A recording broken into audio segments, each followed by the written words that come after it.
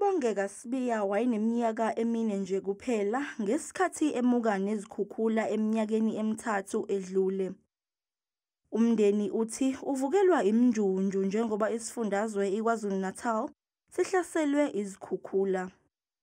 Kwavele kwahamba ugesi mangiphuma umuzi kawusekho.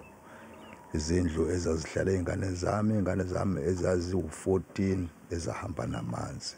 Zadakulwa abantu kwaze kwathi ezi-5 zangatholakala.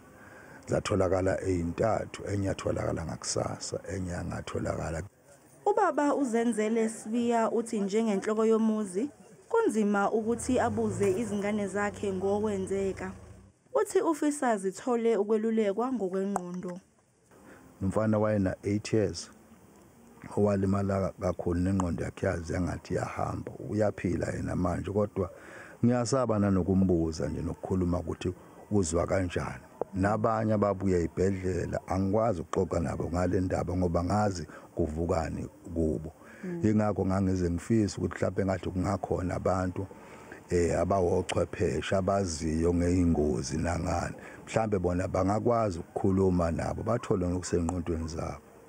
Bangaphezulu kwama400 abantu okubikwa ukuthi bashona ngezikhukhula zangonyaka ka2022. Abanye abantu kwakubikwe ukuthi balahlekile nokukhona kubo uBongeka Sibiya abakatholakali kuze kube imanje. Lezi khukhula zacekela phansi amakhaya abantu kanye nengqalasizinda kahulumeni.